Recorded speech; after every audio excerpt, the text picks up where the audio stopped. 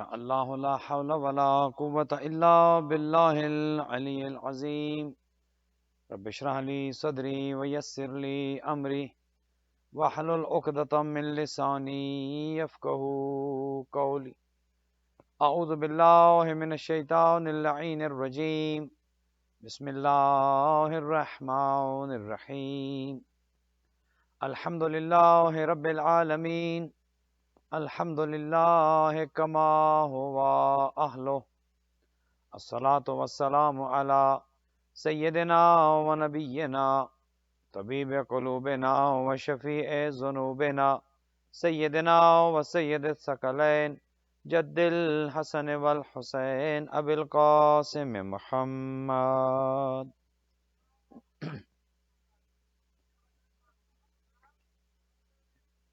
الصلاۃ والسلام علی اہل بیتہ طیبین الطاہرین المعصومین الغر المیامین المنتجبین المکرمین الذین اذهب اللہ عنہم الرجس وطہرہم تطہیرا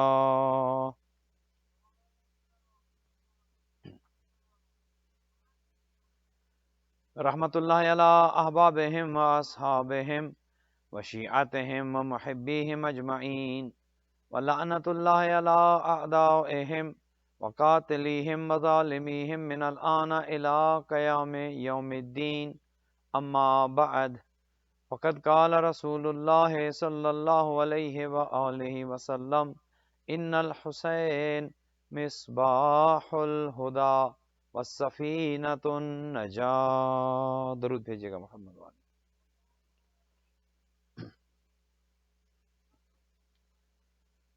مومنین مومنات، خداوند متعال سے دعا ہے بحق محمد و اہل بیت محمد آپ تمام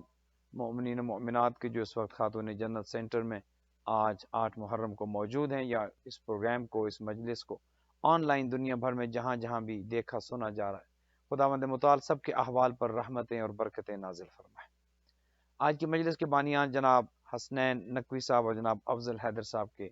تمام حوائج شرعیہ کو خدا پورا فرمائے، دونوں خاندانوں کے تمام حوائج شرعیہ پورے ہوں، مال و رزق میں اضافہ ہو، خدا ان کی اولادوں کو نیک اور صالح رکھے، ہر طرح کی پریشانی مصیبت آفات و بلیات سے خدا محفوظ و معمون رکھے، ان کے مرحومین کی خدا مغفرت فرمائے، ان کے درجات متعالی فرمائے. اور افضل صاحب کا امیگریشن کا مسئلہ بحق محمد و اہل بیت محمد، حضرت ابوالفضل العباس جو کہ باب الحوائج ہیں، حضرت علی اکبر اور خانواد اہل بیت شہدائے کربلا کے صدقے میں خدا ان کی تمام مشکلات کو آسان فرمائے، بالخصوص امیگریشن کا مسئلہ اور دیگر تمام پریشانیوں سے خدا نجات عطا فرمائے. حسنین نقوی صاحب اور ان کے خانوادے کو بھی خدا اپنی رحمتوں اور برکتوں سے مالا مال رکھے. جتنے مومنین خاتون جنت سینٹر کے ساتھ تعاون فرما رہے ہیں، دامے درہم سخن قدم، والنٹیئرز ہیں، ڈونرز ہیں، معاونین ہیں، تمام کو خدمت گزاران کو خدا اجر جزیل عطا فرمائے اور اس خدمت کو دنیا اور آخرت میں ذخیرہ آخرت قرار دے. جناب چودھری امتیاز صاحب اور جناب خابر علی خابری صاحب کی خدمات کو خدا قبول و منظور فرمائے، ان کی توفیقات کو متعالی فرمائے اور جتنے بھی خدمت گزاران ہیں ان سب کو اجر جزیل عطا فرمائے. دنیا میں جہاں جہاں آزاداری ہو رہی ہے، خدا آزاداران سید الشہداء اور آزاداری کو محفوظ و معمون رکھے، دشمنان اہل بیت کو نیست و نابود کرے، اور بالخصوص ان ایام عزا میں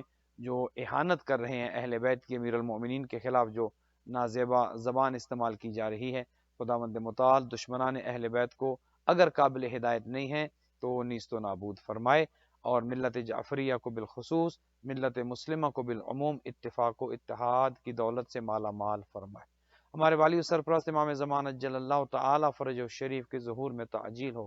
خدا ہمیں اور ہماری اولادوں کو امام کے اعوان و انصار میں قرار دے. آپ تمام جو تشریف فرما ہیں، یہ جو مجلس کو دیکھ سن رہے ہیں، جو بیمار ہیں خدا شفا عطا فرمائے، جو مقروض ہیں ان کے قرض ادا ہوں، جو تنگ دست ہیں رزق حلال نصیب ہو، جن کے ہاں پریشانیاں ہیں خدا سب پریشانیوں کو آسانیوں میں بدل دے. اپنی تمام دعاؤں کی قبولیت کے لیے بلند تر صلوات.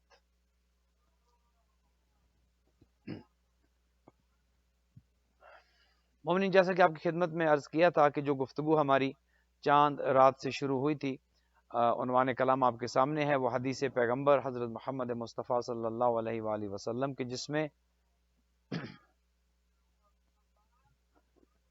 حضور یہ فرماتے ہیں، اور یہ آپ کی خدمت میں مسلسل عرض کیا کہ حضور کا کہنا خدا کا ہی کلام ہے، چونکہ وما ینطق عن الہوی ان هو الا وحی یوحی، قرآن نے حضور کے کلام پر مہر لگا دی ہے کہ یہ تب تک نطق نہیں کرتے، کلام نہیں کرتے جب تک کہ میری طرف سے وحی نہ جائے۔ گویا جو بھی پیغمبر اکرم کا کلام ہے حقیقتاً وہ اللہ سبحانہ و تعالیٰ کا ہی کلام ہے۔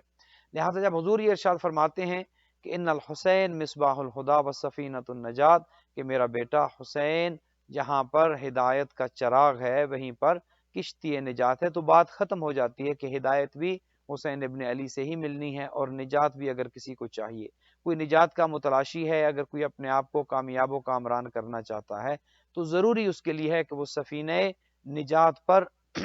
اس میں وہ شامل ہو جائے اور سوار ہو جائے اس سفینے پر کہ جو سفینہ نجات کا سفینہ ہے۔ اس حوالے سے ہماری گفتگو جاری و ساری رہی،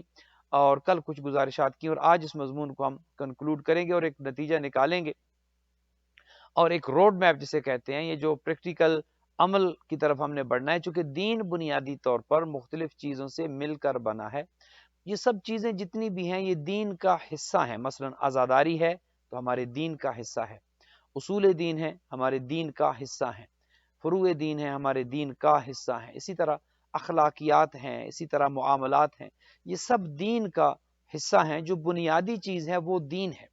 اور دین ہی تھا کہ جس کے لیے نباس پیغمبر نے قربانی دی۔ اب دیکھیے اس دین کی اہمیت کتنی زیادہ ہوگی، اس دین کی قدر و قیمت کتنی زیادہ ہوگی کہ جس دین پر آقا حسین علیہ الصلوۃ والسلام جیسا امام قربان ہو جائے، اور فقط خود نہیں بلکہ اپنے خانوادے، اپنے جوان، اپنے بھائی، اپنے اعزہ و اقربا، اپنے جانثار بھی اس دین پر قربان کر دیے جائیں۔ تو اب دین کی اہمیت کو آپ کے سامنے یقیناً اجاگر ہو جانا چاہیے کہ جس دین پر اہل بیت نے پوری اپنی جانیں قربان کر دی، وہ دین خود کتنا عظیم ہوگا۔ لہذا اللہ سبحانہ و تعالیٰ اسی دین کے حوالے سے یہ ارشاد فرماتا ہے کہ ان الدین عند اللہ الاسلام، کہ میرے نزدیک جو پسندیدہ ترین ہے، عظیم ترین دین ہے، جو واحد و یکتا دین ہے، وہ دین اسلام ہے۔ تو یہ سب کچھ جو ہے یہ دین اسلام میں ہے۔ عزاداری ہو اسلام کا حصہ ہے، آپ کے معاملات ہوں، عبادات ہوں، آپ کے اعتقادات ہوں، یہ سب دین کا حصہ ہیں۔ بنیادی چیز جو ہے وہ دین ہے۔ لہٰذا عزاداری کے یہ جو پروگرامز ہوئے ہیں، خداوند متعال جو منتظمین ہیں ان کو اجر جزیل بھی عطا کرے، بہترین انداز سے عزاداری ہوئی، خاتون جنت سینٹر نے بہترین پروگرامز کا انعقاد کیا، بہترین عزاداری ہوئی۔ لیکن آج ہم نے اس نقطے کو سمجھنا ہے کہ یہ جو ہم نے 10 دن عزاداری کی ہے، اب کل ظاہر شب عاشور ہوگی، اس ایک نئے عنوان پہ گفتگو کریں گے، ہم نے اس عزاداری سے کیا سیکھا ہے اور اس کو کس طرح سے اب ہماری شخصیت میں نظر آنا چاہیے۔ یہ بنیادی نقطہ ہے۔ اگر یہ نقطہ انسان کو سمجھ آ جائے تو یقیناً ہم اس کشتی نجات پر سوار ہو سکتے ہیں، اور یقیناً یہ حسین ابن علی جو ہدایت کا چراغ ہے، یہ وہی چراغ ہے کہ جو ہمیں ہدایت دیتا ہے، اور یہ عزاداری بھی اسی چراغ کی روشنی ہے کہ جو روشنی ہم تک پہنچتی ہے۔ عزاداری چونکہ سید الشہداء کے ساتھ اس کا تعلق ہے، لہٰذا عزاداری کے ذریعے جو روشنی ہم تک پہنچتی ہے، جو نور ہم تک پہنچتا ہے، جو علم ہم تک پہنچتا ہے، وہ زندگی کو تبدیل کرتا ہے اور انسان ہدایت یافتہ ہو جاتا ہے، انسان کشتی نجات پر سوار ہو جاتا ہے۔ اور اسی لیے جتنے ہدایت یافتہ ہیں کسی نہ کسی طریقے سے، کسی نہ کسی ذریعے سے، ان سب کا تعلق نباس پیغمبر کے ساتھ ہے، اور جو بھی ہدایت یافتہ نہیں ہیں، جو در در کی ٹھوکریں کھا رہے ہیں یا جو در در پہ بھٹک رہے ہیں، وہ سب وہ ہیں کہ جو نباس پیغمبر سے دور ہیں، جو ہدایت کے چراغ سے دور ہیں۔ اب یہ بات تو الحمدللہ یقینی ہے، اور اس بات پر ہمیں فخر کرنا چاہیے کہ ہمارا تعلق جس خاندان کے ساتھ ہے، جس مکتب تشیع کے ساتھ ہے، اہل بیت کے گھرانے کے جس کے کہ ہم گداگر ہیں، نباس پیغمبر کے جس کے ہم عزادار ہیں، یہ تو ہمارے لیے باعث شرف ہے یہ چیز کہ ہمارا مقام بہت بلند ہے۔ اور کل میں نے عزادار کا مقام آپ کی خدمت میں عرض بھی کیا تھا کہ ایک عزادار کا مقام و مرتبہ کتنا بلند ہو سکتا ہے کہ ایک آیت اللہ اس کے قدم کے نیچے سے مٹی اپنی آنکھوں میں ڈالتے ہیں اور بینائی واپس آ جاتی ہے۔ یہ تمام تر جو فضائل ہیں، یہ تمام تر اپنی جگہ پر، اس میں کوئی شک و شبہ نہیں ہے۔ اور یہ بھی آپ کی خدمت میں عرض کیا کہ ایک انسان کی آنکھ میں جو آنسو آتا ہے، اور اتنا آنسو آ جائے کہ مچھر کا پر بھیگ جائے تو انسان پر جنت واجب ہو جاتی ہے، یہ سب اپنی جگہ پر ہے۔ ہم نے یہ دیکھنا ہے کہ یہ اتنا بہترین مکتب جو ہمیں مل چکا ہے، عزاداری کا بہترین ایک انداز اور عزاداری کا ایک انسٹیٹیوشن جو ہمیں مل چکا ہے، جس کے ذریعے ہم خود بھی تبدیل ہو سکتے ہیں، اپنے گھر والوں کو، اپنے معاشرے کو، اور جہاں ہم رہتے ہیں پوری ایک تبدیلی کی لہر آ سکتی ہے۔ عزاداری سے کس طرح سبق سیکھتے ہوئے ہم نے آگے بڑھنا ہے اور اپنی ذات میں انقلاب برپا کرنا ہے، تاکہ جب فرزند زہرا آئیں تو ہم اس قابل ہوں کہ ہم اس کربلا میں، جو کربلا، ایک کربلا تو 61 ہجری میں ہوگی، ایک کربلا وہ ہوگی کہ جو وارث خون حسین آ کر بدلہ لیں گے، کیا ہم اس قافلے میں شامل ہو سکیں گے؟ یہ تو ہماری خواہش رہی ہے، ہم یہ کہتے رہے ہیں کہ یا لیتنا کننا معکم فنفوز فوزا عظیما، کہ اے کاش ہم کربلا میں ہوتے، اے کاش ہم کربلا میں موجود ہوتے اور اپنی جان جان آفرین کے سپرد کر دیتے اور نواسے پیغمبر کے قدموں میں اپنی جان نشاور کر دیتے اور عظیم رتبہ شہادت کو پا لیتے۔ اس کربلا میں تو ہم موجود نہ تھے، 61 ہجری میں تو ظاہر ہمارا وجود نہیں تھا، لیکن ایک کربلا اور ہے، ویسے تو ہر روز جو ہے وہ عاشورہ ہے اور ہر زمین کربلا ہے، لیکن ایک کربلا میں ہمیں شامل ہونے کا موقع یقیناً ابھی بھی موجود ہے، اور وہ وارث خون حسین کے جو پردے غیبت میں ہیں، جب وہ تشریف لائیں گے تو کیا میں اس قابل ہوں گا کہ امام کی فوج کا حصہ بن سکوں؟ کیا عزاداری نے میری اتنی تربیت کی؟ اور یقین مانے عزاداری سے بڑھ کر تربیت گاہ کوئی نہیں ہے ہمارے ہاں، تو خدا کا اتنا بڑا احسان ہے کہ جتنی تربیت ہماری عزاداری کرتی ہے، ہماری مجالس کرتی ہیں، ہمارے سید الشہداء کی محبت میں کیے گئے پروگرام جتنی تربیت کرتے ہیں، اتنی تربیت کسی کے ہاں نہیں ہے۔ لیکن اب سوچنا یہ ہے کہ کیا اس عزاداری سے ہم اپنی زندگی میں تبدیلی لے کر آتے ہیں یا نہیں آتے؟ ایک شخص آتا ہے سید الشہداء امام حسین ابن علی علیہ الصلوۃ والسلام کی خدمت میں، درود بھیجیے گا امام کی ذات پر۔ سائل آتا ہے اور سوال کرتا ہے اور وہ کہتا ہے کہ آقا میں محتاج ہوں، مجھے کچھ چاہیے۔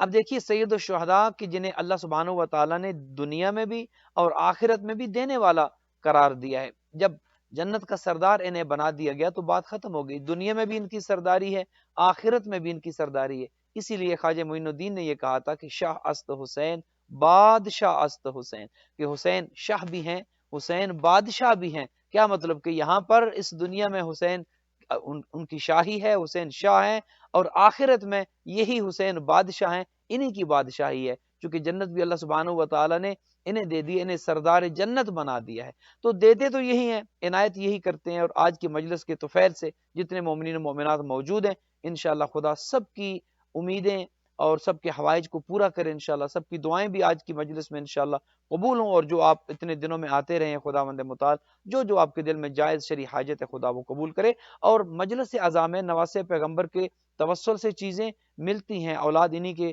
وسیلے سے ملتی ہے، رزق ہو، دیگر جتنی چیزیں، چونکہ خدا نے انہیں دینے والا قرار دیا ہے، انہوں نے اپنی جان خدا کو دے دی، اب خدا نے ان کے وسیلے کو کبھی خدا رد نہیں کرتا، ان کے وسیلے سے جو بھی خدا سے مانگا جاتا ہے خدا عطا کرتا ہے۔ ایک شخص آتا ہے اور وہ آ کر امام کی خدمت میں سوال کرتا ہے، کچھ مانگتا ہے۔ امام نے کہا کہ میں تم سے سوال کروں گا اور جتنی تمہاری معرفت ہوگی اتنا میں تمہیں عطا کروں گا، اگر تم نے سوالات کے جوابات صحیح دیے اور معرفت کے حساب سے دیے تو میں تمہیں جتنی تمہاری معرفت ہوگی اتنا تمہیں عطا کروں گا۔ تو پہلا سوال امام نے کیا کہ بتاؤ سب سے اچھی چیز دنیا میں کیا ہے؟ وہ چیز کہ جو خدا کو بھی سب سے زیادہ پسند ہو، وہ چیز کہ جو اہل بیت کے نزدیک بھی پسند ہو، وہ چیز کیا ہے؟ تو اس شخص نے کہا کہ مولا سب سے اچھی چیز کہ جو اللہ نے عطا کی ہے، انسان کو جو کچھ خدا نے دیا ہے، ان میں سب سے اچھی چیز اگر کوئی ہے تو وہ علم ہے۔ دیکھیے یہاں پر علم کی اہمیت بھی کتنی زیادہ بیان کی گئی۔ سب سے پہلی چیز اس نے کہا کہ مولا علم ہے، لیکن علم وہ کہ جس کے ساتھ حلم ہو اور بردباری ہو، ایسا علم نہ ہو کہ جس کے ساتھ رعونت ہو، ایسا علم نہ ہو کہ جس میں تکبر ہو، ایسا علم نہ ہو کہ جو حلم و بردباری سے خالی ہو۔ امام نے کہا کہ اچھا یہ بتاؤ اگر یہ نہ ہو تو پھر کیا ہو؟ اگر علم ہے اور ساتھ حلم اور بردباری نہیں ہے تو بتاؤ پھر کیا ہو؟ اس نے دوسری چیز کہی، اس نے کہا مولا اگر علم ہے اور ساتھ حلم اور بردباری نہیں ہے تو پھر مال ہو، انسان کو پھر اللہ مال دے۔ یہاں پر ایک چیز اور سید الشہداء نے واضح کر دی کہ مال سے بہتر ہے علم کا ہونا، اور امیر المومنین کا وہ تو اب یقین علی ابن ابی طالب علیہ الصلوۃ والسلام مولا پر درود بھیجے گئے محمد والے، وہ تو آپ سن چکے ہیں کہ جب ایک شخص آتا ہے مولا کی خدمت میں اور آ کر سوال کرتا ہے کہ مولا بتائیے علم بہتر ہے یا مال بہتر ہے؟ آج تو بدقسمتی یہ ہے کہ ہمارے نزدیک مال کی اہمیت زیادہ ہے، آج ہمارے نزدیک مال کا مقام زیادہ ہے، حالانکہ اہل بیت کی نظر میں اگر آپ دیکھیں یا عرفاء کی نظر میں دیکھیں تو مال کی کوئی حیثیت نہیں ہے، اور آپ خود دیکھتے ہیں کہ بلکہ یہ کرونا کے دنوں میں ہی دیکھیں کتنے ایسے ہیں کہ جو کروڑ پتی تھے، دولت ختم ہوگی، اور کتنے ایسے تھے کہ جن کے پاس کچھ نہیں تھا اور وہ پتہ نہیں کہاں سے کہاں نکل گئے۔ دولت پر بھروسہ نہیں کیا جا سکتا، یہ خدا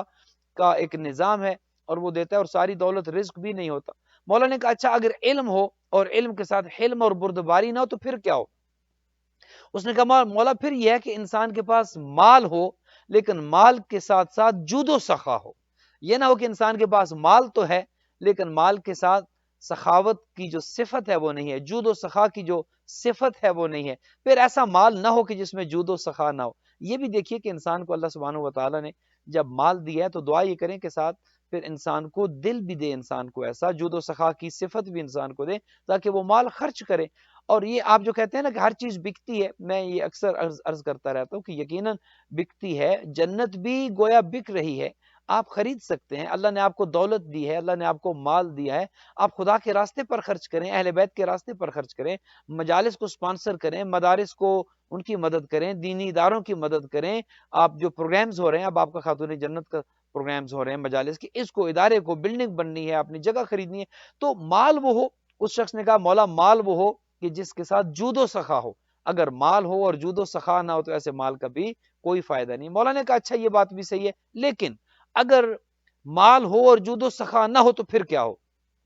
اب دیکھیے سائل کی معرفت کا امتحان لینا تھا اور اس کی معرفت کے حساب سے اسے عطا کرنا تھا۔ جب امام حسین علیہ السلام نے پہلا سوال کیا کہ بتاؤ سب سے اچھی چیز دنیا میں کیا، تو اس نے کہا علم ہے، لیکن علم کے ساتھ حلم اور بردباری ہو۔ کہا اگر وہ نہیں تو پھر کیا ہو؟ کہا پھر مال ہو لیکن مال کے ساتھ جود و سخا ہو، ایسا مال نہ ہو کہ جس میں انسان بخیل بن جائے، بخل کرنے لگے۔ کہا کہ اگر یہ بھی نہ ہو، علم بھی نہ ہو اور علم کے بعد مال بھی نہ ہو تو پھر کیا ہو؟ تو اس نے کہا کہ مولا پھر انسان کے پاس صبر ہو، اور صبر وہ ہو کہ جس میں استقامت ہو، صبر ایسا ہو کہ جس میں انسان پھر اس صبر پر ڈٹ جائے اور خدا نے جو دیا ہے، جو اس کے نصیب میں رکھا ہے، اس نصیب کو اپنے لیے وہ سمجھ کر صابر بن جائے اور شاکر بن جائے۔ اب دیکھیے جو چوتھا نقطہ امام نے اس میں واضح کیا، امام نے کہا اچھا پھر یہ بتاؤ کہ اگر یہ بھی نہ ہو تو پھر کیا ہو؟ اس نے کہا مولا پھر یہ ہے کہ آسمان سے ایک پتھر گرے اور پتھر انسان کو تباہ و برباد کر دے۔ ایسا انسان پھر جینے کے لائق نہیں ہے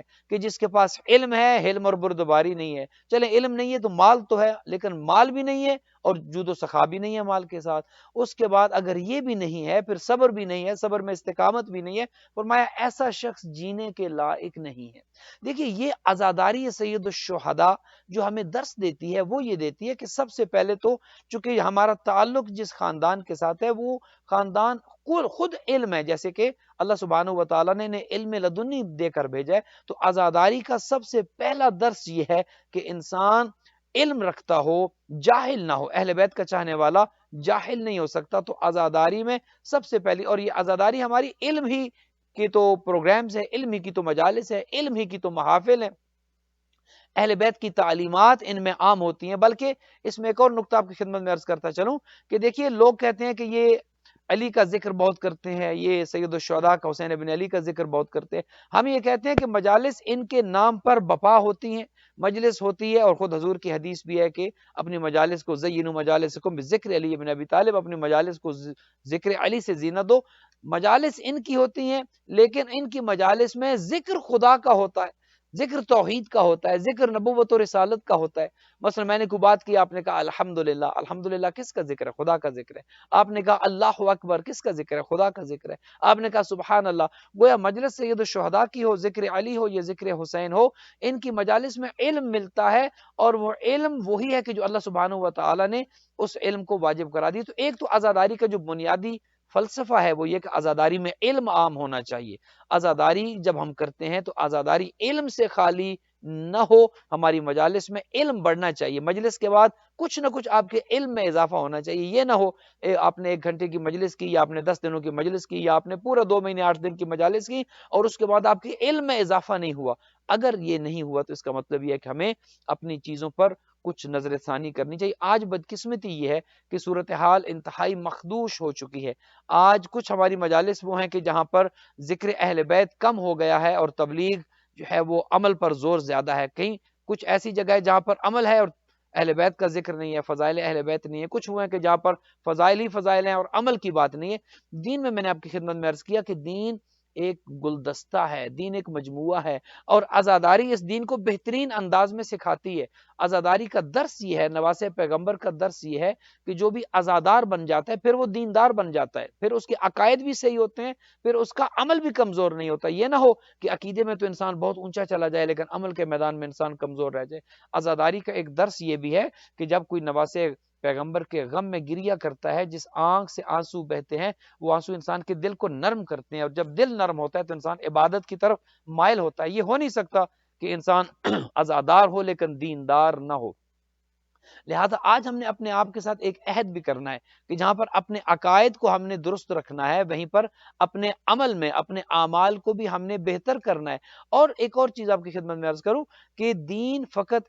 اعتقادات اور اعمال کا نام نہیں ہے، اصول دین اور فروع دین کا نام نہیں ہے۔ اصول دین میں تو آپ کے تمام اعتقادات ہیں اور فروع دین آپ کے اعمال ہیں، اس کے ساتھ ساتھ بھی کچھ ہے، اور عزاداری وہ بھی سکھاتی ہے آپ کو۔ عزاداری یہ بھی سکھاتی ہے کہ اصول اور فروع کے ساتھ ساتھ آپ کے اخلاقیات ہیں، آپ کا اخلاق کیسا ہے، معاشرے میں آپ کا کردار کیسا ہے، لوگوں کے ساتھ آپ کا رویہ کیسا ہے۔ کربلا میں ہر طرح کا درس آپ کے لیے موجود ہے۔ کتنے ایسے ہیں جو شہدائے کربلا میں موجود ہیں لیکن وہ اہل بیت کے چاہنے والے نہیں تھے۔ خود زہیر ابن کین کہ جو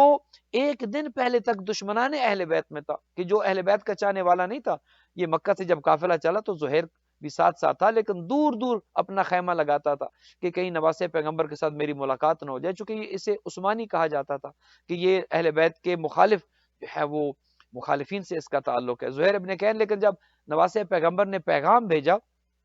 کہ زہیر آؤ میں تم سے ملنا چاہتا ہوں، تو پہلے جانے کے لیے تیار نہیں تھا، لیکن جب تیار ہو گیا اور گیا، خیمے کے اندر گفتگو ہوئی، اس گفتگو نے اس کو بدل کے رکھ دیا، اور نواسہ پیغمبر کے اخلاق نے اس کو اتنا متاثر کیا کہ وہی زہیر ابن کین دوسرے دن نواسہ پیغمبر کے ساتھ درجہ شہادت پر فائز ہوتا ہے۔ وہاب قلبی مسلمان بھی نہیں تھا، عیسائی تھا وہ نوجوان کہ جس کی تازہ تازہ شادی ہوئی تھی، اخلاق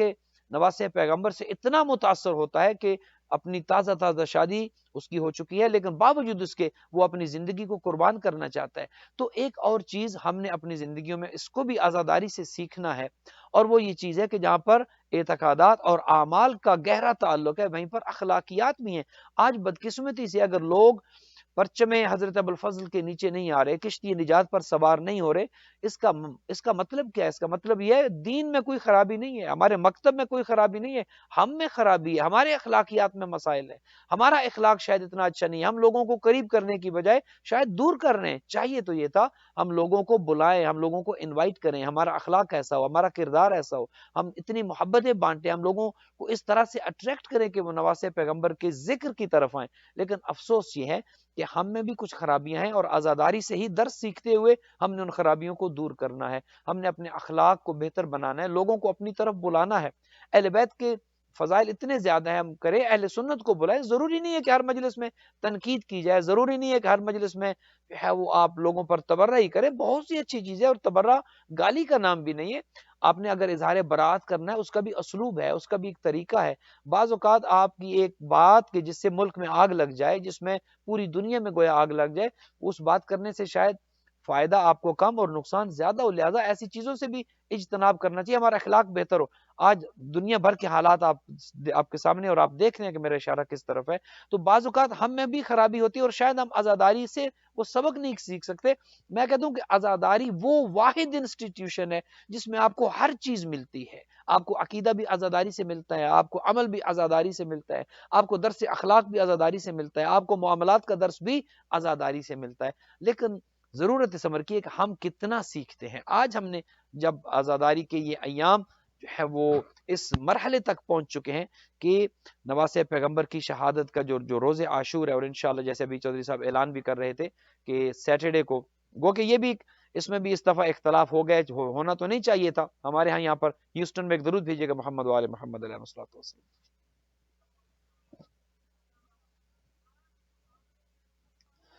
ہمارے ہم نے بھی کافی اس میں تصدیق کی ہے، ہمارا جو ادارہ ہے IEC جس میں مولانا فرت عباس اس کے ریزیڈنٹ عالم ہیں، ان سے بھی رابطے میں تھے اور دیگر افراد کے ساتھ بھی رابطے میں تھے، اور جب یہ شہادت آ چکی تھی کہ واقعی چاند نظر آ گیا ہے اور اس کی تصدیق ہو گئی، اس کے بعد جب آپ کی جو یہ چاند کمیٹی ہے کہ جو اعلان کرتی ہے، مون کمیٹی، انہوں نے اعلان کیا، اور اس کے بعد چاہیے تو یہ تھا کہ جب شہادت مل چکی ہے اور عادل گواہان ہیں کہ جنہوں نے شہادت دے دی ہے کہ چاند واقعی نظر آ گیا. اور چاند میں ایک چیز آپ کی خدمت میں عرض کروں، چاند میں مجتہد کا کوئی عمل دخل نہیں ہوتا. یہ جو لوگ کہتے ہیں نا کہ فتویٰ دکھائے، چاند میں کوئی فتویٰ نہیں ہوتا. چاند کے بارے میں مجتہد کا کوئی فتویٰ نہیں ہے. چاند کے بارے میں یہ ہے کہ اسے یا تو آپ خود اپنی آنکھ سے دیکھیں یا دو عادل گواہان آپ کو یہ شہادت دے دے کہ ہم نے دیکھا ہے. چاند بنیادی طور پر دیکھنے سے اس کا تعلق ہے، رویت ہے، رویت ہلال ہے کہ آپ اپنی آنکھ سے چاند کو دیکھیں یا دو عادل گواہ آپ کو تو جب بتا دیا گیا تھا اور ان کی گواہی پر یقین بھی تھا، وہ عادل گواہ تھے اور مون کمیٹی نے اعلان کر دیا تھا، تو چاہیے تو یہ تھا کہ اس چیز کو بھی ہائی لائٹ نہ کیا جاتا اور ایک ہی پلیٹ فارم پر. لیکن افسوس یہ ہے کہ ہم بہت سی چیزوں میں ہم پیچھے ہیں. چاہیے تو یہ تھا کہ عزاداری سے درس سیکھتے ہوئے ہم اپنے معاملات کو بہتر کریں. جب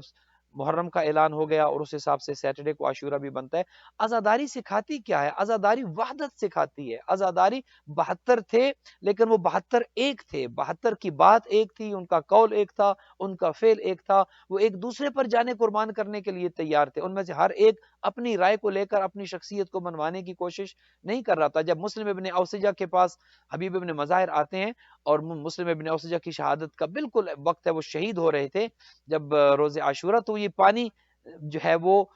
چاہ رہے تھے کہ میں ان کی خدمت کروں. انہوں نے کہا کہ میرے پاس پانی ہوتا تو میں تمہیں پانی پلاتا، لیکن اب تم کوثر جا کر پیو گے. لیکن کوئی وصیت ہے تو کر دو کہ اس وقت تمہاری آخری حاجت کیا ہے کہ جو پوری کی جائے. تو مسلم ابن اوسجہ نے وقت آخر حبیب ابن مظاہر کو اشارہ کیا کہ سید الشہداء کے جو قریب میں کھڑے تھے ان کی طرف اشارہ کیا کہ ان کا خیال رکھنا. دیکھیے کربلا والے تو وہ ہیں کہ گو کہ وہ 72 تھے لیکن وہ 72 ایک جسم کی مانند تھے. اور یہی وجہ تھی کہ کربلا جیسا عظیم معرکہ سر ہوا اور آج اسی کربلا کے صدقے میں پورا دین بھی باقی ہے اور توحید اور نبوت بھی باقی ہے. تو اگر اس عزاداری سے ہم نے سبق نہیں سیکھا، وہ وحدت نہیں ہے. عزاداری کی وجہ سے اگر خدا نخواستہ اختلافات پیدا ہو رہے ہیں، اس کا مطلب یہ ہے کہ عزاداری تو اپنی جگہ پر درست ہے، شاید کمزوری ہمارے ہاں ہے، ہم نے اس سے سبق نہیں سیکھا. تو آپ کی خدمت میں عرض کیا کہ پہلا سبق اعتقاد ہے. عزاداری سے اعتقاد کو بہتر کرنا ہے، اس کے ساتھ ساتھ اعمال کو بہتر کرنا ہے، اس کے ساتھ ساتھ اخلاقیات کو بہتر کرنا ہے. اور چوتھا سبق جو عزاداری کا ہے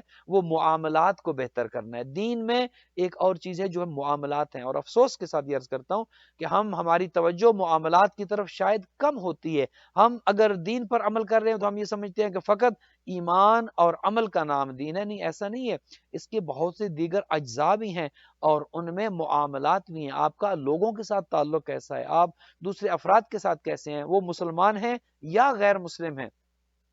ان کے ساتھ آپ کا رویہ کیسا ہے. کیا آپ کسی کی دل آزاری کا باعث تو نہیں بن رہے، وہ مسلمان ہو یا کسی بھی عقیدے سے اس کا تعلق ہو. دیکھیے اسلام اور عزاداری ہمیں یہ سکھاتی ہے کہ اپنے عقیدے کو چھوڑنا نہیں ہے اور کسی کے عقیدے کو چھیڑنا نہیں ہے. آج بدقسمتی سے ہم اتنا اپنے عقیدے کی ترویج نہیں کرتے ہیں جتنا دوسروں کے عقائد کے بخیے ہم ادھیڑتے ہیں. چاہیے یہ کہ ہم اپنے اہل بیت کے فضائل کو بیان کریں اور عزاداری جو ہے اس کی اہمیت کو بیان کیا جائے اور اپنے دین پر عمل پیرا ہوں. آج ہماری کمزوریوں کی وجہ سے یقیناً جو ہے وہ کچھ لوگ ہم سے دور ہو چکے ہیں اور پھر اعتراضات عزاداری سید الشہداء پر ہوتے ہیں. کتنا اچھا زمانہ تھا، آپ میں سے اکثر یقیناً اس سے آگاہ ہوں گے کہ جب اہل سنت کی کثیر تعداد آ کر سبیلیں بھی لگاتی تھی، آپ کی عزاداری میں شامل بھی ہوتی تھی، مجالس بھی سنتی تھی. آج اگر خدا نخواستہ وہ فاصلے بڑھ گئے ہیں، آج اگر لوگ ہمارے ہاں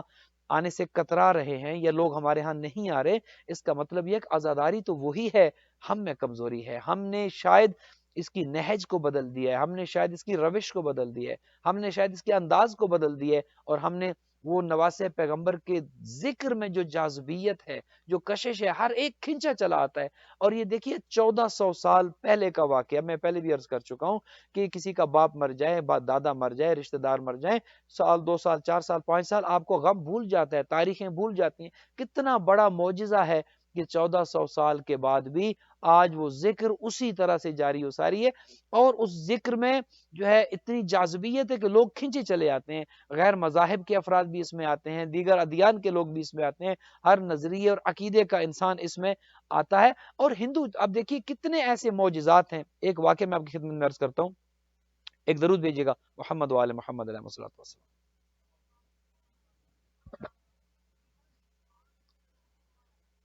سید الشہداء کسی کو کبھی محروم نہیں رکھتے، کسی کو خالی نہیں رکھتے، اور صرف یہ نہ رکھیں ذہن میں کہ فقط جو شیعہ ہیں جو عزاداری کرتے ہیں نواسے پیغمبر انہیں ہی نوازتے ہیں، نہیں، جو بھی ان کا عزادار ہے، جو بھی ان کا محب ہے، یہ ہر ایک کو دیتے ہیں۔ آیت اللہ حسین دست غیب نے اپنی کتاب میں ایک واقعہ لکھا ہے، اور وہ یہ لکھا ہے کہ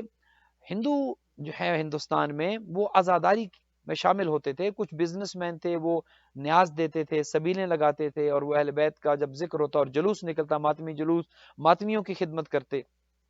اس میں وہ واقعہ لکھتے ہیں کہ ایک شخص ان ہندوؤں میں ایسا تھا کہ جو نیاز بھی تقسیم کرتا تھا، لیکن جب نیاز وہ دے چکے اس کے بعد وہ کھڑا ہو جاتا تھا اور وہ ایک ہاتھ سے ماتم کرتا تھا، گو کہ وہ مسلمان نہیں تھا، گو کہ وہ شیعہ نہیں تھا، لیکن عزادار ضرور تھا، اور عزادار ہونے کے لیے آپ کو مسلمان ہونے کی بھی ضرورت نہیں ہے۔ یہ دیکھیے نا کتنے عزاداری کے اندر ایسے نکات ہیں کہ جن پر اگر ہم غور کریں تو چیزیں کھلتی ہیں، انسان کو بہت سی چیزوں کی معرفت حاصل ہوتی ہے۔ عزادار ہونے کے لیے آپ کو مسلمان ہونا ضروری نہیں ہے، اور شاید یہی وجہ ہے کہ ہمارے عزا خانے الگ ہیں اور ہماری مساجد الگ ہیں۔ مساجد کے فقہ میں جو ہے وہ قوانین الگ ہیں، ہر شخص مسجد میں نہیں آ سکتا، ہر شخص قرآن حکیم کو نہیں چھو سکتا، لیکن عزاداری کا انسٹیٹیوشن ایسا ہے، عزا خانے ایسے ہیں کہ جس میں آپ ہر ایک کو بلا سکتے ہیں، چونکہ آئے گا نہیں تو پیغام کیسے پہنچے گا۔ لہٰذا عزادار ہونے کے لیے آپ کو نہ مسلمان ہونا ضروری ہے، نہ شیعہ ہونا ضروری ہے، فقط یہ ہے کہ آپ کے اندر ایک دل ہو جو دھڑکتا ہو، اور ایک آپ کا ذہن ہو کہ جو بالیدہ فکر ہو، تاکہ آپ کم از کم آپ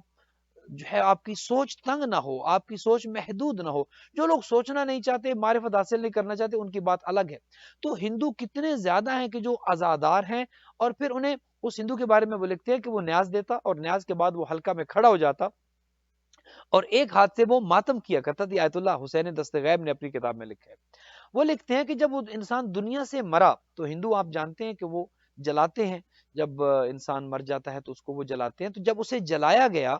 تو انہوں نے کہا کہ عجیب معجزہ ہم نے دیکھا کہ اس کا وہ ہاتھ کہ جس ہاتھ سے وہ ماتم کرتا تھا، اور سینے کا وہ حصہ کہ جس سینے پر وہ ہاتھ لگتا تھا، وہ حصہ جلنے سے محفوظ رہ گیا، وہ حصہ نہیں جل رہا، ہاتھ بھی مکمل نہیں جل رہا، اور وہ سینے کا وہ حصہ جہاں پر وہ ہاتھ لگتا تھا وہ حصہ بھی جلنے سے محفوظ رہا۔ لہٰذا وہ سمجھ گئے اس کے گھر والے کہ یہ اس کی عزاداری کی وجہ سے سید الشہداء نے اس پر یہ انعام کیا ہے کہ جو ہاتھ یا جو سینہ غم حسین میں جو ہے وہ شامل ہو جاتا ہے وہ آگ سے بچ جاتا ہے، اور جب دنیا کی آگ اسے نہیں جلاتی تو آخرت کی آگ اسے کیا جلائے گی۔ لہٰذا اس کے بارے میں وہ لکھتے ہیں کہ اسے اہل تشیع کے قبرستان میں جا کر اس کا ہاتھ اور اس کا وہ حصہ دفن کر دیا گیا، کہ جو تو نواسے پیغمبر کا غم وہ ہے کہ جو جہنم کی آگ سے پروانہ نجات ہے، جو کہ کشتی نجات جب بن گئے، جب یہیں سے نجات ملنی ہے، جب یہیں پر ہدایت ہونی ہے، تو ضروری یہ ہے کہ ہم جب اس دروازے پر اہل بیت کے ذکر میں آتے ہیں تو سب سے پہلے ہم اپنے آپ کو دیکھیں کہ کیا اس ذکر کو کسب کرنے کے لیے ہم آمادہ ہیں یا نہیں ہیں۔ حسین ابن علی کا ذکر ایسا ہے کہ جو دلوں کو صاف کرتا ہے، جو انسان کے اذہان کو صاف کرتا ہے، جو کردار سازی کرتا ہے۔ لہٰذا محرم کے ہماری جو عزاداری ہے، 2 مہینے 8 دن کی عزاداری ہو یا سارا سال کی عزاداری ہو، اس میں بنیادی چیز یہ ہے کہ عزاداری انسان کی کردار سازی کرتی ہے، چونکہ عزاداری کا تعلق مظلومیت کے ساتھ ہے۔ عزاداری جہاں پر صدائے احتجاج کا بلند کرنا ہے، وہیں پر انسان جب نواسے پیغمبر کے غم میں گریا کرتا ہے، زاری کرتا ہے اور مظلومیت کا پرچار کرتا ہے، اور اس مظلوم کے ذکر میں وہ تاثیر ہے کہ ہو نہیں سکتا کہ انسان کا کردار بہتر نہ ہو نہیں سکتا۔ اور جہاں تک جنت کا تعلق ہے تو جنت تو ظاہر ہے جب جنت کے مالک ہی ہیں تو جنت تو ملنی ہی ملنی ہے، لیکن اس میں شرط یہ کہ جنت ایک راستہ ہے ڈائریکٹ جاتا ہے، ایک راستہ ہے جنت میں انڈائریکٹ جاتا ہے، ایک راستہ، اور یہ تو اس میں کوئی شک نہیں ہے۔ کل بھی میں نے آپ کی خدمت میں عرض کیا کہ جب حضور نے یہ کہہ دیا، آئمہ نے یہ کہہ دیا کہ من بکا او ابکا او تباکا وجبت لہ الجنہ، کہ جو نواسے پیغمبر کے غم میں روتا ہے، رولاتا ہے، یہ کم از کم رونے والی شکل بناتا ہے، اس پر جنت واجب ہو جاتی ہے۔ جنت کے وجوب میں تو کوئی شک نہیں ہے، جنت ذکر سید الشہداء سے عزاداری سے واجب ہو جاتی ہے، لیکن ایک راستہ ہے جو جنت میں ڈائریکٹ جاتا ہے، اور ایک راستہ ہے جو جنت میں جاتا تو ہے لیکن انڈائریکٹ جاتا ہے، وہ ساری سزائیں انسان بھگت کر اور بہت کٹھن مراحل سے گزر کے جاتا ہے۔ اب یہ ہم نے فیصلہ کرنا ہے، اب یہ ہم نے سوچنا ہے کہ ہم کس راستے کا انتخاب کرنا چاہتے ہیں، اور وہ راستہ وہ ہو کہ جو آسان ترین راستہ ہو، یا وہ راستہ وہ ہو کہ جس میں پیچیدگیاں ہوں، جس میں مشکلات ہوں، جو راستہ کٹھن راستہ ہو۔ یقین کریں جو خداوند متعال نے ہمیں یہ نعمت دی ہے، یہ نعمت عظما کہ جو محبت اہل بیت ہے، ولایت علی ہے اور غم حسین ہے، عزاداری سید الشہداء ہے، اس سے بڑی نعمت اور کوئی نہیں ہو سکتی۔ ایک شخص آتا ہے امام معصوم امام جعفر صادق علیہ الصلوۃ والسلام کی خدمت میں، درود بھیجے گا امام کی ذات پر۔ امام سے آ کر وہ سوال کرتا ہے اور آ کر پوچھتا ہے کہ مولا یہ جو قرآن حکیم کی آیت ہے کہ ثم لتسألن یومئذ عن النعیم، کہ آخرت میں نعمتوں کے بارے میں سوال کیا جائے گا، تو مولا بتائیے کہ وہ نعمتیں کون سی ہیں؟ کیا وہ دنیا کی نعمتیں ہیں، کھانے پینے کی نعمتیں ہیں؟ تو امام نے اسے کہا تھا کہ نہیں، خدا سے یہ بعید ہے کہ خدا تم سے کھانے پینے کی چیزوں کے بارے میں پوچھے کہ تم نے کتنا کھایا اور کتنا پیا، خدا یہ نہیں پوچھے گا۔ لیکن جب انسان دروازے جنت پر پہنچے گا تو خدا یہ ضرور پوچھے گا کہ وہ نعمت عظما کی جو محبت اہل بیت میں نے تمہیں دی تھی، کیا وہ لے کر آئے ہو یا نہیں آئے؟ محبت اہل بیت میں ہی عزاداری سید الشہداء ہے، چونکہ یہ پیغمبر اکرم کا ہی حکم ہے، ارشاد ہے، حدیث مبارکہ ہے کہ اِنَّ لِقَتْلِ الْحُسَيْنِ حَرَارَةً فی قلوب المؤمنین لا تبرد ابدا، کہ اس ذکر میں وہ حرارت ہے، اس ذکر میں وہ گرمی ہے کہ جو مومن کے دل کو پگھلا دیتی ہے، اس ذکر میں وہ گرمی ہے کہ مومن کا دل کبھی ٹھنڈا نہیں ہوتا، اس ذکر میں وہ حرارت ہے کہ مومن کا دل اس حرارت کی وجہ سے گرم رہتا ہے۔ نواسے پیغمبر کے ذکر میں وہ جاذبیت ہے، کربلا والوں کے ذکر میں وہ جاذبیت ہے، چونکہ ایک ایک ہستی کی قربانی اتنی عظیم ہے، اتنی بلند ہے۔ نواسے پیغمبر کے اس قافلے میں کہ جس میں 72 افراد شامل تھے، ہر ایک شہید کی قربانی اتنی لازوال ہے، اتنی بلند ہے اور اتنی عظیم ہے کہ ایک ایک شہید کو انسان ساری زندگی سلام کرتا رہے اور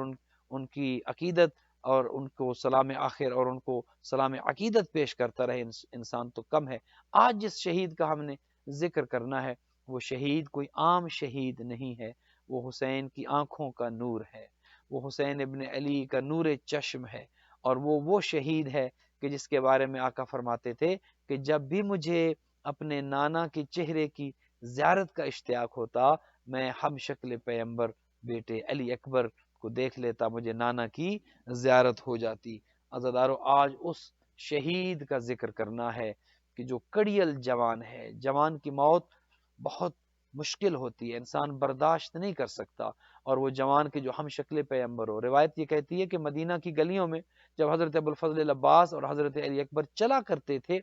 تو مدینے کے لوگ اپنے مکان کی چھت پر آ جایا کرتے تھے، اپنے اپنے گھروں کی چھتوں پہ چلا جایا کرتے تھے، اور وہ دیکھتے تھے کہ کتنے حسین ہیں یہ، وہ ابوالفضل عباس ہوں یا وہ علی اکبر ہوں۔ عزیزانو، آج اس حسین کے کڑیل جوان، حسین ترین جوان علی اکبر کا ذکر کرنا ہے، اور آج خاتون جنت کو پرسہ دینا ہے، خاتون قیامت کو پرسہ دینا ہے اپنے پوتے کا، اس پوتے کا کہ جس کا نام علی ہے۔ اور علی اکبر کو ایک وجہ یہ بھی کہ نام علی رکھا گیا کہ علی اکبر علیہ الصلوۃ والسلام حسین ابن علی کو اپنے بابا کی یاد بھی دلاتے تھے کہ جب علی اکبر کو دیکھتے، جہاں پر نانا کی زیارت ہو جاتی وہیں پر اپنی بابا کی یاد بھی تازہ ہو جایا کرتی تھی۔ لیکن یہی قافلہ کہ جب آ رہا تھا کربلا کی جانب،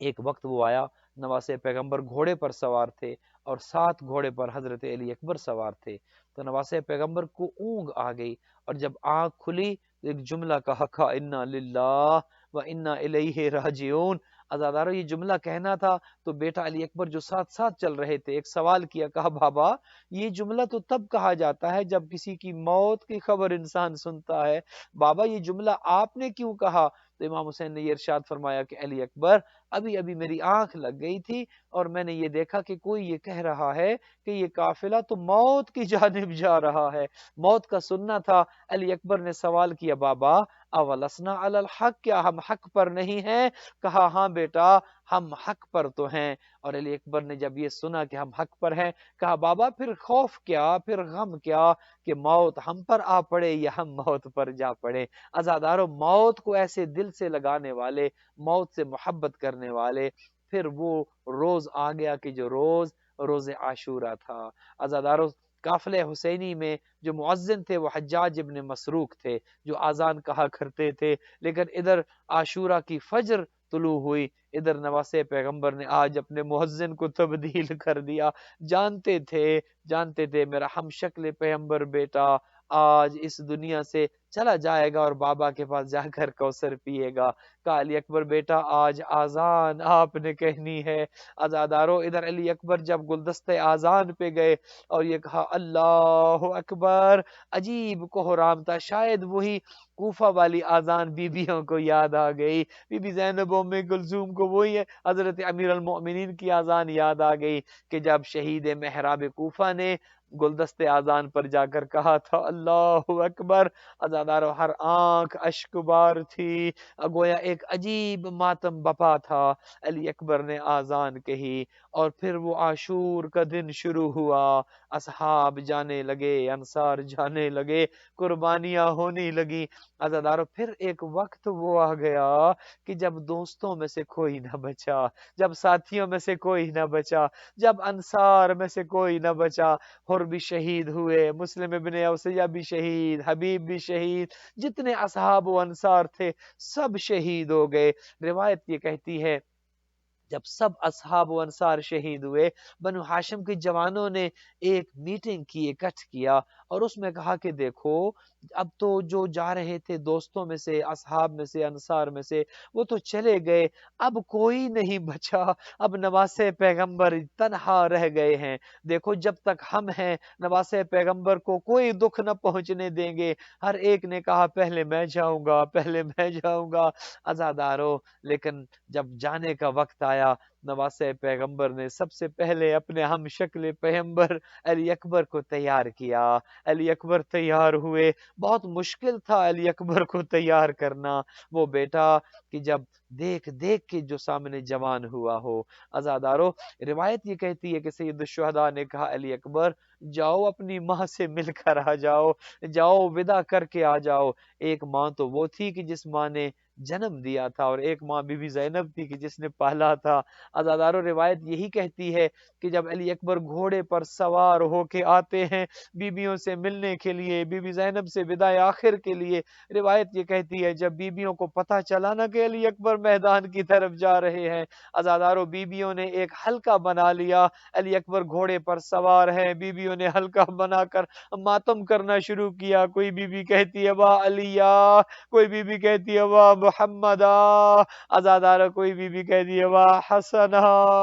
ماتم کی آوازیں بلند ہونا شروع ہوئی۔ عزاداروں پھر ماتم کے بعد بیویاں آگے بڑھی، کسی نے علی اکبر کا سینہ چوما، کسی نے علی اکبر کے رخساروں پہ بوسے دیے، عجیب کوہرام بپا تھا۔ اور یہ واحد شہید علی اکبر ہے جس پر زندگی میں بھی ماتم ہوا اور شہادت کے بعد بھی ماتم ہوا۔ ہر شہید پر ماتم تب ہوا جب سید الشہداء اس کا لاشا لے کر خیام میں آتے، لیکن علی اکبر وہ شہید تھا کہ جب زندہ آیا ہے اپنی اماں اور مخدرات عصمت کو ملنے کے لیے، عزاداروں ماتم بپا ہوا، بیویوں نے ملنا شروع کیا۔ جب سب مل چکی، علی اکبر چاہتے تھے کہ اب میدان کی طرف جائیں کہ گھوڑا چل نہیں رہا تھا۔ علی اکبر نے دیکھا جیسے علی اکبر کے پاؤں کو کسی نے پکڑ رکھا ہے، دیکھا تو 4 سالہ سکینہ دی کا بھیا علی اکبر، ان بیویوں کے قد اونچے تھے، انہوں نے آپ کے سینے کے بوسے لیے، کسی نے آپ کے چہرے کا بوسہ لیا۔ علی اکبر میرا قد چھوٹا ہے، آپ کی بہن آپ کے سینے اور چہرے کا بوسہ تو لے نہیں سکتی، بھیا ذرا رکاب سے اپنا پاؤں نکالو میں تمہارے پاؤں کے بوسے لوں۔ علی اکبر پھر پتہ نہیں ملاقات ہو یا نہ ہو، عزادارو علی اکبر نے سکینہ سے بھی ودا کر لیا۔ پھر ایک آواز آئی خیمے سے، بھائی علی اکبر کیا مجھے نہیں ملو گے، کیا مجھ سے ودا نہیں کرو گے؟ جانتے ہو یہ کون ہے؟ یہ سید سجاد، یہ بیمار کربلا۔ علی اکبر جاتے ہیں، سید سجاد سے بھی ودا کیا، آتے ہیں اس مقام پر جہاں پر میرا امام تشریف فرما تھے، اپنے بیٹے کو تیار کیا اور تیار کرنے کے بعد ایک جملہ کہا عزادارو، اور وہ جملہ یہ تھا، کہا علی اکبر میدان کی طرف جا رہے ہو لیکن بیٹا جب تک میدان میں پہنچو نہیں اپنے باپ پر ایک احسان کرنا۔ کہا بابا بولیے کیا؟ کہا علی اکبر مڑ مڑ کر پیچھے دیکھتے رہنا، مڑ مڑ کر اپنا چہرہ مجھے دکھاتے رہنا۔ عزادارو علی اکبر میدان کی جانب بڑھتے ہیں، مڑ مڑ کر دیکھتے ہیں۔ ایک وقت جو دیکھا تو کیا دیکھا، سید الشہداء بھی گھوڑے کے پیچھے خود دوڑ کے جا رہے ہیں۔ جب بابا کو دیکھا تو کہا بابا آپ نے تو فدا کر دیا تھا، بابا آپ نے تو مجھے رخصت کر دیا تھا، اب آپ میرے پیچھے کیوں آ رہے ہیں؟ کہا علی اکبر تو میری طرح بوڑھا ہوتا اور تیری طرح تیرا جوان بیٹا ہوتا، میں تجھ سے پوچھتا جوان اولاد کو کیسے بھیجتے ہیں، کیسے موت کی جانب بھیجتے ہیں؟ عزادارو اجرکم من اللہ۔ علی اکبر آتے ہیں میدان میں، لڑنا شروع کیا، لاشیں گریں۔ علی کا شیر تھا، علی کا پوتا تھا، خود علی تھا، لاشوں پہ لاشیں گر رہی تھیں۔ علی اکبر ایک دفعہ واپس آتے ہیں اس مقام پر جہاں پر میرا امام کھڑا تھا۔ علی اکبر آتے اور ایک ایسا جملہ کہا جس سے گویا سید الشہداء کے جگر پر گویا زخم آیا۔ وہ جملہ سنو گے عزادارو، وہ جملہ یہ تھا، کہا یا ابتا العطش قد قتلنی، بابا مجھے پیاس نے مار دیا ہے، وہ سکل الحدید قد اجہدنی، بابا اس لوہے کے بوجھ نے تھکا دیا ہے، بابا کیا ایک گھونٹ پانی کا ملے گا؟ عزادارو پانی تو تھا کوئی نہ۔ سید الشہداء نے ایک جملہ کہا علی اکبر اپنی زبان میرے منہ میں دے، شاید تجھے افاقہ ہو جائے۔ عزادارو علی اکبر نے سید الشہداء کے منہ میں جو زبان دی فوراً باہر نکالی، کہا بابا آپ کا منہ تو مجھ سے زیادہ خشک ہے۔ کہا جا علی اکبر اب بابا تجھے کوثر پلائیں گے، نانا رسول تجھے کوثر پلائیں گے۔ عزادارو آخری جملے، حضرت علی اکبر آتے ہیں، لڑنا شروع کرتے ہیں، لڑتے ہیں۔ علی کا شیر، جب دشمن نے دیکھا کہ اکیلے علی اکبر کا مقابلہ ممکن نہیں ہے، کسی جانب سے تیر آیا، کسی جانب سے تلواریں اٹھی، کسی جانب سے نیزے آئے، عزادارو ایک نیزہ تو ایسا تھا جو علی اکبر کی پشت سے آیا اور سینے سے باہر۔ عزادارو علی اکبر چاہتے تھے کہ اس نیزے کو نکالیں، عزادارو یہ نیزہ نکال نہ سکے۔ عزادارو علی اکبر جھک گئے، گھوڑے کے اوپر جھک گئے، اور روایت یہ کہتی ہے گھوڑے کی گردن میں اپنے باہوں کو ڈال لیا۔ اب جب علی اکبر گھوڑے پر جھکے، اب ان بزدلوں کو موقع مل گیا، وہ آئے اور ٹوٹ پڑے تلواریں لے کر علی اکبر کے اوپر، کوئی تلوار لے کر، کوئی نیزہ لے کر، عزادارو ٹوٹ پڑے ہیں۔ اور یہ روایت یہ کہتی ہے فَقَتَلُوهُ عِرْبًا عِرْبًا، علی اکبر کی ٹکڑے ہونا شروع ہوئے، علی اکبر کو ٹکڑے ٹکڑے کرنا شروع کیا۔ اور پھر وہ وقت آ گیا عزادارو کہ علی اکبر زین فرس سے زمین پر آئے اور ایک جملہ کہا علیک منی السلام یا بتا، بابا میرا آخری سلام۔ عزادارو حسین مظلوم جب علی اکبر کے سلام کو سنا، عزادارو دوڑے، پھر روایت یہ کہتی ہے گرے، پھر اٹھے، پھر دوڑے، پھر اٹھے، کہا علی اکبر مجھے آواز دو بیٹا، مجھے نظر نہیں آتا میرا لال کہاں ہو؟ حسین کی آنکھوں کا نور چلا گیا۔ عزادارو آواز آئی، آواز کے سہارے حسین شہید کے سرہانے پہنچے، دیکھا تو کیا دیکھا، علی اکبر ایڑیاں رگڑ رہے ہیں۔ عزادارو شہید کا سر اٹھایا، اپنی آغوش میں رکھا، روایت یہ کہتی ہے جھکنا شروع کیا علی اکبر کے چہرے پر، جھکتا آیا میرا بوڑھا امام، میرا مظلوم امام، جھکتے آئے، اتنا جھکے عزادارو وَوَضَعَ خَدَّهُ عَلَى خَدِّهِ، اپنا چہرہ، اپنا رخسار علی اکبر کے رخسار پہ رکھ دیا، آسمان کی جانب میں ایک منہ کر کے جملہ کہا، اور وہ جملہ یہ تھا الدنیا بعدک الافا یا علی، اے علی اکبر خاک بر سر دنیا، تیرے جانے کے بعد اب حسین زندہ رہے تو کس کے لیے، خاک بر سر دنیا۔ الا لعنت اللہ علی القوم الظالمین۔